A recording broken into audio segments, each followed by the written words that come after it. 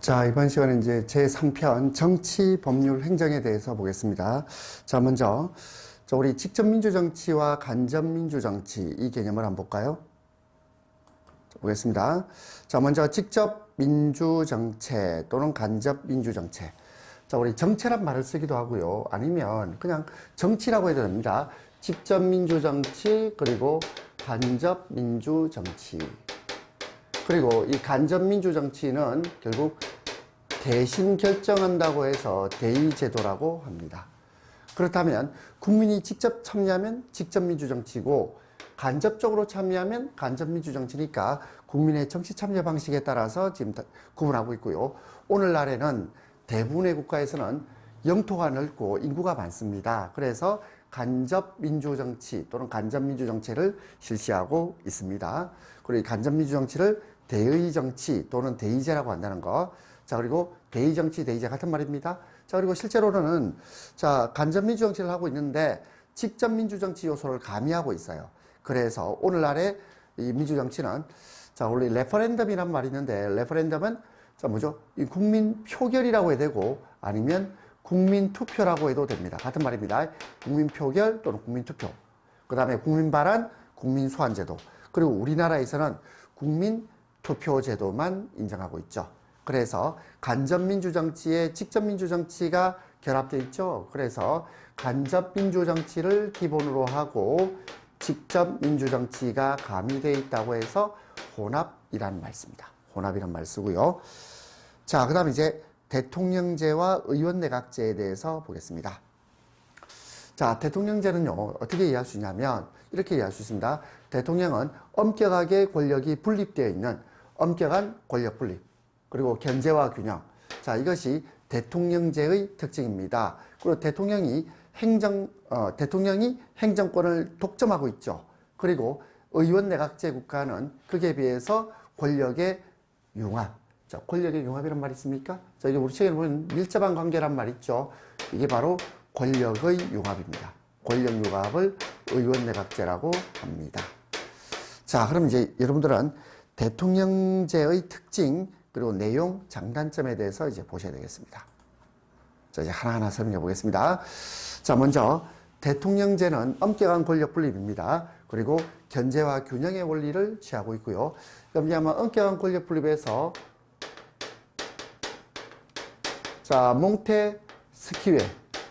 몽테스키웨의 삼권 분립이 대통령제의 어떤 기반이 되고 있고요.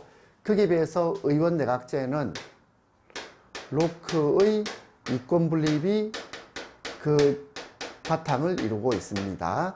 그래서 대통령제는 엄격한 권력 분립, 거기에 비해서 의원내각제는 권력 융합, 이렇게 보시면 됩니다. 자, 그리고 행정권이 대통령에게 귀속되고 국민의 책임을 집니다. 거기에 비해서 의원내각제는 형식적으로 대통령이 있을 수 있어요. 또는 왕이 있을 수 있지만 이것은 어디까지나 형식적인 권한에 불과하고 이 내각의 수상 또는 총리가 실권을 가지고 있다. 이렇게 말할 수 있습니다. 자, 그 다음에 대통령제와 의원내각제가 이 선거를 어떻게 하는지 한번 볼까요? 자, 제가 그림을 한번 그려보겠습니다. 대통령제는 국민이 선거를 해요. 자, 선거를 해서 입법부를 구성하고 또 별도로 행정부를 구성하게 됩니다. 그래서 입법부와 행정부는 아무런 관련이 없다. 엄격한 권력 분립. 그러니까 결국 뭐냐면 국민이 선거를 따로따로 해야 된다 이 말이고요. 거기에 비해서 의원내각제는 그림 한번 그려보겠습니다. 자, 국민이 선거를 한 번 합니다. 자, 한 번 해서 입법부를 구성하게 되고 그 입법부에서 행정부를 구성하게 돼 있어요. 그러면 입법부와 행정부가 밀접한 관련이 있죠. 그래서 권력의 어떤 밀접한 관련이 있다는 것을 표현할 때는 의원내각제를 나타내면 되겠습니다. 자, 그렇다면 행정부는 누구에 대해서 책임지죠? 국민에 대해서. 자, 그 다음에 의원내각제 행정부는 누구에 대해서 책임집니까? 입법부에 대해서 책임진다. 그래서 의원내각제를 내각은 입법부에 대해서 책임진다 해서 내각 책임제 이렇게 부르기도 하고요. 책임 정치에 민감한 것은 의원 내각제가 되겠습니다. 자, 이렇게 그림을 통해서 좀 이해할 수 있고요. 자, 계속 대통령제와 의원 내각제 내용을 보겠습니다. 자, 그러면 자, 대통령은 행정부 수반인과 동시에 국가원수라는 자, 지위를 가지고 있죠. 그래서 행정부의 일원적 구조를 가지고 있고, 거기에 비해서 의원 내각제는 이원적 구조를 가지고 있습니다. 그리고 행정부와 의회는 서로 별개입니다. 상호 독립, 그리고 견제와 균형. 자, 그리고 대통령 권한 중에 법률안 거부권과 공포권이 있고, 그리고 의회의 권한은 자, 행정부의 조약, 비준, 그리고 공무원 임명에 대한 동의권이 있어요. 동의권. 그리고 탄핵 소추에 대한 의결권, 탄핵 소추권이 있습니다. 자, 그 다음에 의회의 내각 불신임권 없고 대통령의 국회 예산권도 없다. 거기에 비해서 의원 내각제는 내각과 수상이 의회의 다수당에서 선발됩니다. 자, 다수당이 무슨 말일까요? 아마 다수당 처음 들으시는 분들 있을 텐데, 다수당이란 말은 과반수 의석을 차지한 정당. 자, 과반수 의석을 차지한 정당을 다수당이라고 합니다. 그리고 의회는 내각 불신임권이 있고요. 그리고 강요의 의회 출석 발언권이 인정되고요. 정부가 법률안을 제출할 수 있습니다. 그리고 내각은 의회에 대해서 연대 책임을 집니다. 그리고 정부는 의회 해산권이 있다. 자, 이렇게 보시면 되고요. 자, 그 다음에 각각의 장단점에 대해서 보겠습니다. 자, 우리가 일반적으로 대통령제와 의원 내각제 중에서 어느 것이 더 전국이 안정적이냐 하면 임기가 그래도 보장되어 있는 대통령제가 전국이 안정적입니다. 그리고 일관성이 있어요. 그리고 소수자 권익 보호를 위한 제도가 있는데 이것이 법률안 거부권입니다. 자, 법률안 거부권이라는 소수자 권익 보호 제도가 있다. 하지만 단점, 독재의 우려가 있습니다. 자, 우리가 보통 뭐 이승만 독재, 뭐 박정희 독재 이런 말 쓰죠. 전두환 독재, 독재의 우려가 있고, 그리고 입법부와 행정부가 서로 충돌할 때 해결할 수 있는 장치가 없어요. 그리고 정치적 책임이 모호하기도 합니다. 자, 이제 의원 내각제. 의원 내각제는 책임 정치가 가능하다 이렇게 되어 있죠. 의원 내각제의 특징입니다. 책임 정치가 가능하다. 그리고 신속하고 적극적인 행정 수행을 할 수 있고요. 그리고 입법부하고 행정부가 충돌했을 때 중재해 줄 수 있어요. 하지만 군소정당이 난립하면, 자, 우리 군소정당이란 말은 과반수 의석을 차지한 정당이 없는 경우입니다. 그래서 과반수 의석을 차지한 정당이 없을 때 군소정당이 난립할 때 전국에 불안이 예상됩니다. 자, 그리고 정부의 의회 의존으로 강력하고 계속적인 정치를 하기 어렵고, 자, 다수당의 횡포가 예상됩니다. 그리고 내각이 정당의 간부회의로 전락할 염려도 있죠. 자, 지금 여러분들은 대통령제와 의원 내각제를 구별해 봤고요. 자, 그리고 대통령제와 의원 내각제는 어떻게 구별합니까 하면 행정부하고 입법부의 관계로 구별하죠. 그래서 사법부하고 대통령제 의원 내각제는 아무런 관련이 없다라는 것. 자, 보세요. 이게 사법부에 대한 언급은 없죠. 사법부하고는 아무런 관련이 없다라는 것을 기억하시면 되겠습니다.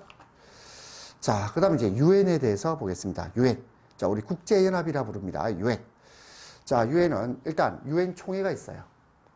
자, 유엔 총회는 유엔의 최고. 자, 우리 형식적으로 보면 형식상 최고 의결기관입니다. 자, 그 다음에 안전보장이사회. 자, 우리가 안보리라고 하죠. 안보리라고 하는데 이게 실질적인 권한을 가진 기구입니다. 그리고 15개의 이사국이 있는데 5개의 상임이사국. 자, 5개의 상임이사국은 뭐가 있죠? 비토권이 있어요. 비토권. 거부권이 있다 이 말입니다. 자, 그리고 10개의 비상임이사국으로 구성되어 있습니다. 그리고 경제사회이사회 있고 국제사법재판소. 자, 국제사법재판소는 자, 네덜란드 헤이그에 본부가 있습니다. 신탁통치이사회 있고 그다음에 사무국. 사무국 간에 사무총장이 있습니다. 자, 우리나라에서 사무총장에 우리 반기문 총장이 있었죠. 반기문 총장이 있었습니다. 자, 유엔의 기구입니다. 자, 그 다음에 유엔 가입 절차에 대해서 보겠습니다. 유엔 가입 절차는 자, 안전보장이사회 추천과 총회 의결이 있어야 되고요. 그리고 안전보장이사회에서 추천은 자, 5개 상임이사국 중에 어느 한 나라라도 거부권을 행사하면 안 됩니다. 그래서 5개 상임이사국을 포함한 9개국 이상의 찬성이 있어야 된다. 자, 그리고 저희 유엔 총회의 의결이 있어야 되죠. 이 유엔 총회의 의결은요, 중요 사항이기 때문에 출석 투표 국가의 3분의 2 이상의 찬성이 필요합니다. 자, 그 다음에 국제연합 전문기구 중에 하나로서 국제연합 식량농업기구가 있습니다. 자, 읽어보시고. 자, 그 다음에, 자, 엠네스티.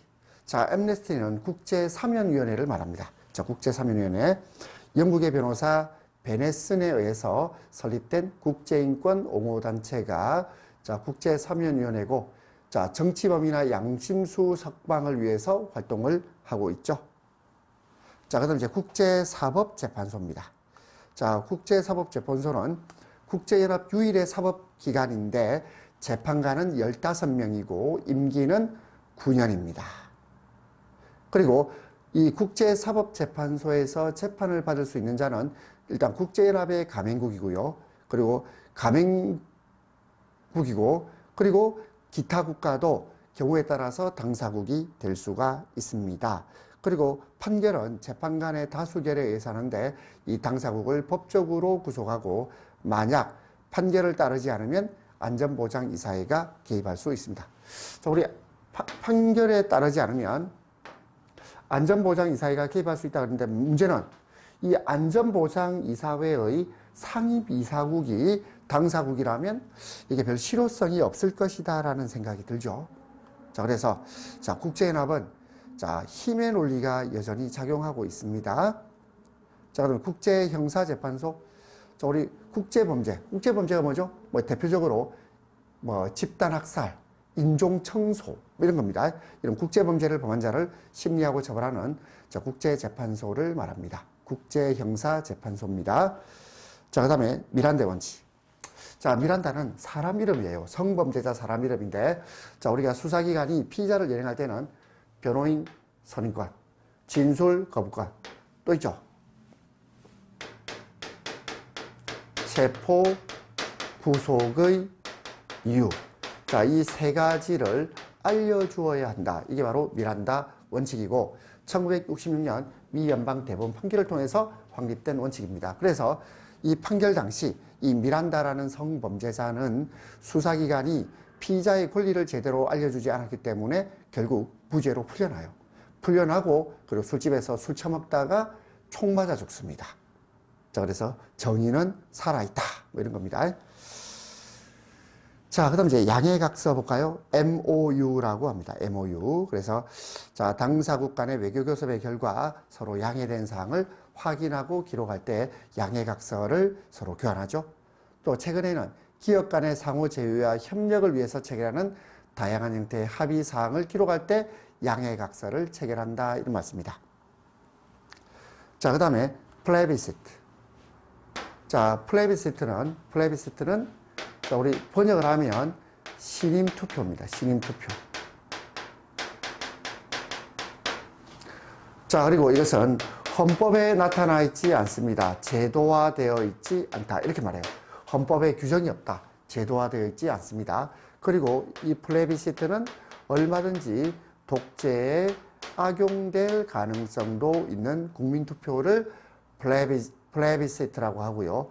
거기에 비해서 헌법 규정에 따라, 다른 말로 해볼까요?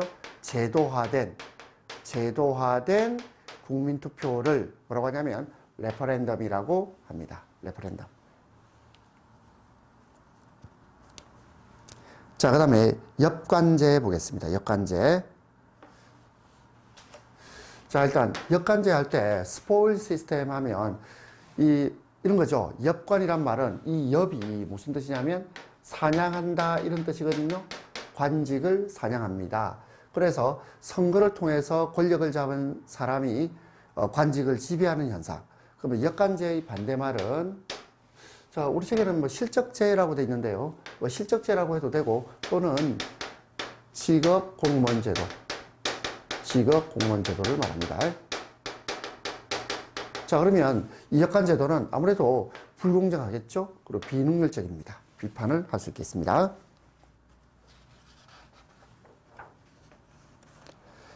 자, 그 다음 이제 필리버스터 볼까요?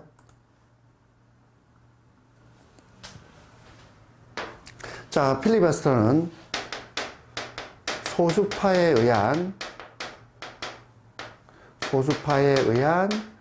의사 진행 방해. 자, 의사 진행 방해를 필리버스터라고 합니다. 그래서 뭐 장시간의 연설, 그리고 많은 수정안의 제출, 우보란 말이 뭐죠? 느릿느릿하게 긋는다 이 말이죠. 이렇게 해서 저 의사 진행 방해를 하는 경우가 있습니다. 자, 그 다음에 오스트라시즘. 자, 오스트라시즘은 우리 보통 폐각 주방, 도편 두표란 말이 있는데 우리가 일반적으로 도편 주방제 이렇게 번역을 많이 합니다. 자, 고대 아테네에서 있었던 제도인데요. 자, 고대 아테네에서 참주, 이게 뭐냐면 독재자를 말합니다. 독재자 출현을 방지하고 민주제도를 지킬 목적으로 행하여진 비밀투표인데 참주가 될 인물을 이름을 적습니다. 그래서 6,000표 이상이 놓으면 10년 동안 추방시키는 제도. 자, 이것을 오스트라시즘이라고 합니다. 자, 그 다음에 이제 좌파와 우파. 자, 좌파는요, 왼쪽에 있다고 좌파, 오른쪽에 있다고 우파인데요. 프랑스 혁명 당시입니다. 자, 프랑스 혁명의 결과 왕정이 폐지되고 공화정이 수립되죠. 자, 그때 급진개혁파인 자코뱅당. 자, 급진개혁파가 좌측에 앉았다고 해서 좌파라 하고요. 온건보수파인 지롱드당이 오른쪽에 앉았다고 해서 우파, 여기 이제 기원하고 있습니다. 자, 그 다음에 이제 정당과 압력단체. 자, 정당은요, 정치적 결사체고요. 압력단체는 자신의 특수이익을 주장하는 이익집단입니다. 그리고 정당이나 압력단체의 공통점은 국민의 자발적인 조직이에요. 하지만 정당의 목표는 정권 획득에 있고요. 이익집단의 목표, 압력단체 이익집단의 목표는 자신의 특수이익을 추구합니다. 자, 그리고 여기서 정치적 책임. 저기 책임이라 되어 있는데 이 책임은 정치적 책임입니다. 그래서 정당은 정치적 책임을 집니다. 하지만 압력단체는 정치적 책임을 전혀 지지 않습니다. 이렇게 구별할 수 있겠죠? 자, 그 다음에 이제 선거 공영제를 보겠습니다. 자, 우리나라는 선거 공영제를 하고 있는데요. 그 의미는 두 가지입니다. 선거 운동에 있어서 기회균등을 보장하고, 그리고 선거 비용은 국가가 부담하는 겁니다. 자, 그래서 자력이 없는, 경제력이 없는 후보자들도 자, 당선될 수 있도록 하는 제도가 선거 공영제입니다. 자, 그 다음에 이제 선거구 제도와 관련해서 소선거구제 해볼까요? 자, 우리 소선거구제를 대표 결정 방식으로 보면 다수 대표제 이렇게 불러요. 자, 소선거구제는 다수 대표제입니다. 그러면 이 다수 대표제라는 말은 다수표를 얻으면 당선된다. 그래서 제가 이렇게 표현할게요. 1등만 당선되는 것이 소선거구제입니다. 한 사람만 당선된다 이 말이죠. 그래서 다수표를 얻은 자를 당선자로 결정하는 겁니다. 자, 그리고 소선거구제하고 구별되는 것이 중대선거구제가 있는데, 중선거구제는요, 몇 명을 뽑냐면 2명에서 4명까지 뽑고, 대선거구제는 5명 이상을 뽑습니다. 자, 그리고 우리나라 국회의원 선거제도.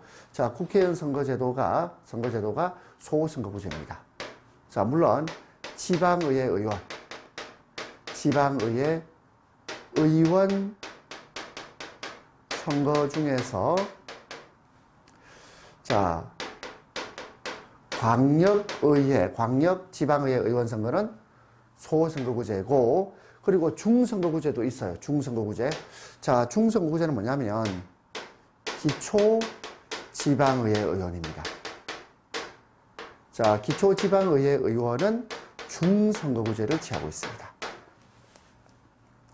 자, 그 다음에 이제 우리는 소선거구제의 장단점을 볼까요? 자, 이 소라는 말이 왜 나왔냐면 구역이 작다 이 말이에요.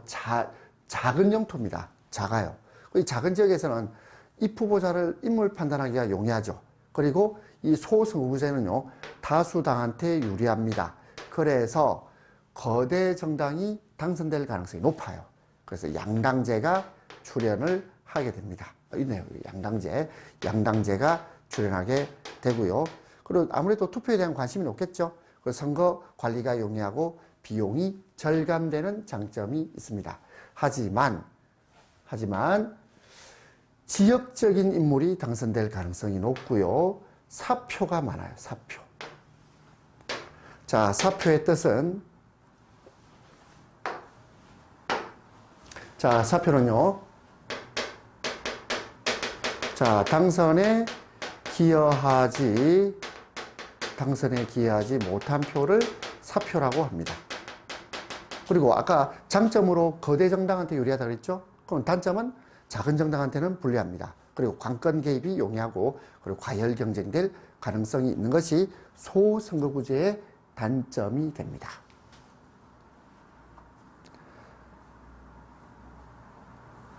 자, 그 다음에 이제 비례대표제를 볼까요?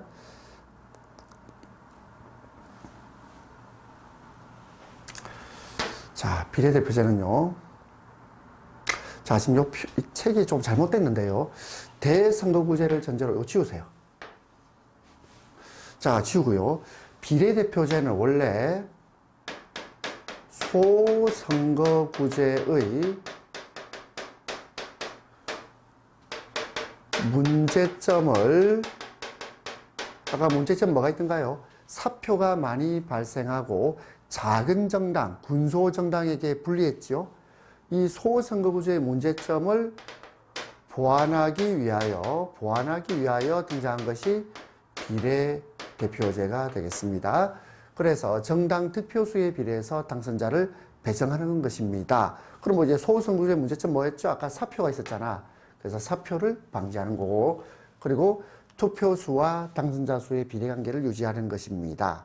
그리고 장점은 다수파의 의석 독점을 방지할 수 있고 여론의 공정한 반영입니다. 하지만 소당 분립. 자, 소당 분립이란 말이 결국 군소정당, 이 작은 정당들이 난립할 가능성이 높겠죠. 군소정당이 난립해서 전국이 불안정해질 수도 있습니다.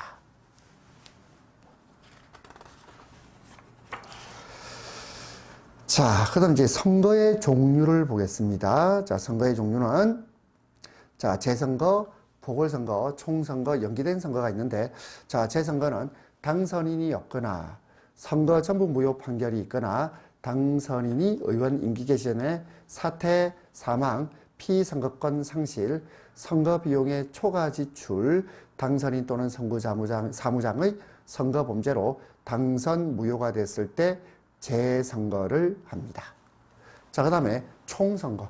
자, 우리 총선거는요, 우리 보통 총선 이렇게 말하죠. 의원의 임기가 만료됐을 때고요. 자, 우리나라는 국회 예산 제도는 없습니다. 그러니까 우리나라는 국회 예산의 경우 총선거, 이건 없죠. 그리고 보궐선거, 선거구 선출의원이 권원이 됐을 때입니다. 그 다음에 연기된 선거, 천재지변 기타 불가피한 사유가 있을 때 선거를 연기하거나 다시 선거일을 정하는 경우가 되겠죠. 자, 그 다음에 이제 메카시즘 보겠습니다.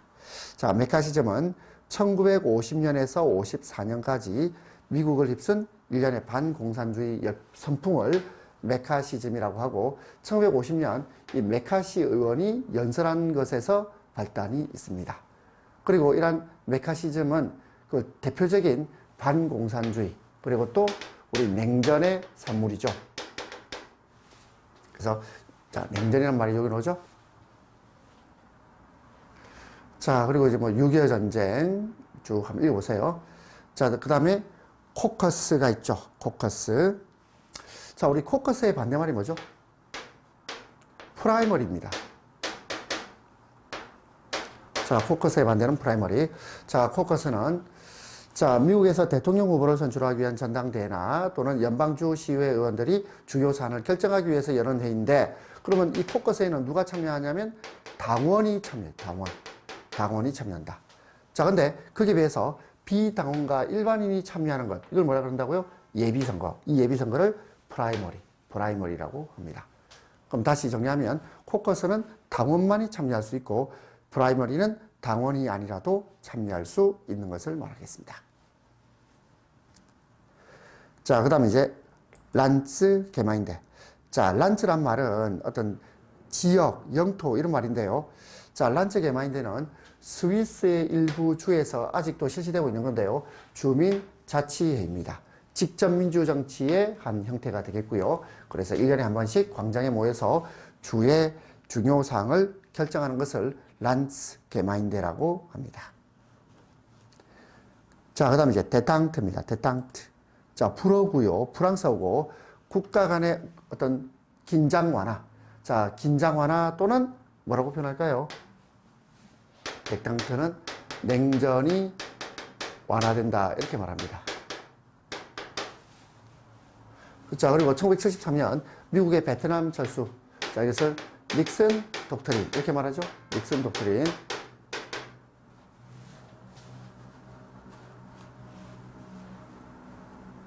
자, 우리 닉슨 독트린 이렇게 말하기도 하고 또는 괌 선언 이렇게 말하기도 합니다. 자, 이것을 냉전 완화라고 부릅니다. 자, 그다음 이제 스윙 스테이트. 스테이트란 말은 이제 주란 뜻이고요. 스윙은 이게 이제 무슨 뜻일까요? 스윙은 떠다니는 거죠. 이게 흘러다니는 거. 자, 결국 이 말은 부동층주를 말합니다. 부동층주. 그래서 이 스윙 스테이트가 대통령 선거의 향방을 좌우한다. 이렇게 말할 수 있겠습니다. 자, 그 다음에 외교사절. 외교사절은 국가를 대표해서 외교 교섭을 위해서 외국에 파견되는 국가기관을 외교사절이라고 하고요. 이 외교사절에 대해서는 미리 접수국의 통보에서 동의를 얻는 것이 관행입니다. 자, 그래서 접수국이 외교사절에 파견에 동의한 것을 아그레망이라고 해요. 아그레망. 그리고 외교사절의 계급은 자, 대사가 있고 공사가 있고 대리공사가 있습니다. 그리고 이 외교사절에 대해서는 여러 가지 특권이 있죠. 특권이 있습니다. 자, 그래서 뭐 대표적인 특권하면 지회법권이죠. 지회법권. 자, 형사재판권이 미치지 않고 여기서는 또 민사재판권도 미치지 않습니다. 그리고 불가침권이 있죠. 자, 이제 파견 절차는 먼저 아그레망. 그럼 본국에서 임명하죠. 신임장을 부여합니다. 그리고 보냅니다. 파견.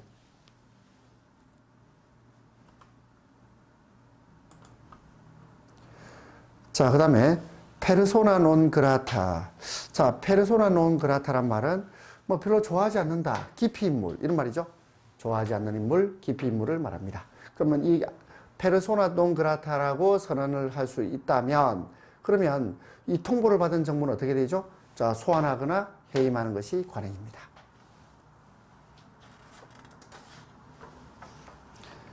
자, 그 다음에 영사 보겠습니다. 영사는 외국에 주재하면서 본국 및 재료자 국민의 일정한 이익, 특히 상업적 이익의 보호를 담당하는 국가기관이 영사입니다. 자, 그 다음 이제 국제 분쟁의 평화적 해결에서 뭐 여러 가지가 있는데요. 자, 여기서 세 번째부터 보겠습니다. 거중조정. 자, 우리 거중조정은요. 자, 제3국이 사무적 편의 제공과 분쟁의 내용에까지 관여해서 타협에 노력하는 방법이 거중조정입니다. 그 다음에 국제재판 볼까요? 자, 국제재판은 자, 일단 강제적 관할 건이 없다고 그랬죠. 강제적 관할 건은 없습니다. 그래서 한쪽 당사자의 청구만으로는 재판 의무가 발생하지 않는다. 자, 국제사법재판소 유엔 산하기구였죠. 자, 그 다음 이제 국제분쟁의 강제적 해결과 관련해서 자, 먼저 보복이고요. 자, 그리고 복구. 자, 복구란 말은 원한을 되갚는다 이 말이죠. 원한을 되갚는 거 복구라고 합니다. 그리고 전쟁도 있습니다. 자, 그 다음 이제 쇼비니즘. 자, 쇼비니즘은 맹목적이고 광신적인 국수주의를 쇼비니즘이라고 합니다. 그래서 국가의 영광과 이익을 위해서는 수단과 방법을 가지지 않고 뭐든지 할 수 있는 배타적인 애국주의를 쇼비니즘이라고 합니다. 이금 쇼비니즘은 그냥 애국심하고는 좀 개념이 다르다고 봐야 되겠죠. 자, 그 다음에 이제 G7, G8. 자, G7 보겠습니다. 서방의 7개의 선진국인데요. 자, 미국, 일본, 그리고 영국, 프랑스, 독일, 이탈리아, 캐나다, 그리고 러시아까지 포함해서 G8이 됩니다. 자, 그 다음에 이제 섀도우 캐비넷. 자, 섀도우란 말은 그림자 이 말이죠. 자, 그래서 그림자 내각을 말합니다. 그럼 여기서 말하는 그림자 내각은 야당의 내각입니다. 그렇죠? 야당의 내각. 그래서 자, 1907년 보수당의 챔벌린이 최초로 사용한 내용인데요. 자, 이것은 야당이 정권 획득을 위해서 미리 내각을 구성해 두는 것. 이것을 섀도우 캐비닛이라고 합니다. 자, 그 다음에 수렴이론과 확산이론이 있는데, 자, 수렴이란 말은 무슨 말이냐면 비슷하게 닮아간다 이런 말입니다. 그래서 자, 공산주의가 있고요. 그리고 자본주의가 있는데, 여러분이 공산주의하고 자본주의가 계속 발전하면 어떻게 될까요? 이 두 가지는 서로 닮아갑니다. 동질화돼요. 비슷해지거든요. 이것을 수렴이론이라고 하고 그 반대가 확산이론이 되겠습니다. 자, 그 다음에 이제 레임덕. 자, 레임이란 말이 뒤뚱거리는 이 말이죠. 그래서 임기 후반이 되면 대통령의 권한이 약화되는 현상, 이것을 뒤뚱거리는, 기우뚱거리는 오리걸음에 비유해서 레임덕 현상이라고 부릅니다. 자, 그 다음에 이제 백서와 청서 보겠습니다. 자, 백서는 정부에서 공표하는 행정 실태 보고서입니다. 그래서 영국 정부가 국민에게 알리는 외교정책 보고서 겉표지가 하얗다고 해서 화이트 페이퍼라고 하고요. 청서는 영국 의회가 예산 통과 후의 경제사회 변경 추이를 국민에게 알리는 보고서인데 겉표지가 청색이라고 해서 블루 페이퍼 청서라고 합니다. 자, 그 다음에 권력이동. 자, 권력이동과 관련해서는 우리 엘빈 토플러를 봐야 되겠는데요.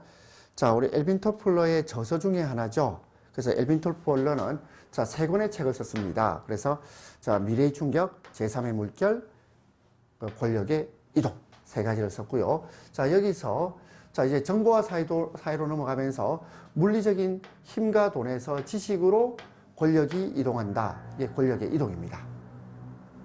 그리고 이것은 권력의 본질 자체가 변화되는 거죠. 그리고 지식이 중요하다. 자, 권력의 이동에서는 지식이 중요하다. 엘빈 토플러의 주장 내용이 되겠습니다. 자, 그 다음에 이제 야경국가 볼까요? 야경이란 말은 밤야자의 경비설 경자. 자, 국가 권력은 소극적으로 자, 치안과 질서 유지에 최소한의 국가 작용만 하면 된다고 해서 자, 값싼 정부. 자, 값싸다 뭐죠? 칩이요, 칩 거버먼트. 그리고 최소한의 정부만이 가장 최선의 정부다. 이렇게 보는 것이고, 이것은 경제적으로 볼 때는 자유박인주의, 그리고 정치적으로 볼 때는 시민계급의 성장, 이런 걸 보면 되겠습니다. 그리고 야경국가의 반대말은 국가 권력이 절대시되는 경찰 국가를 말합니다.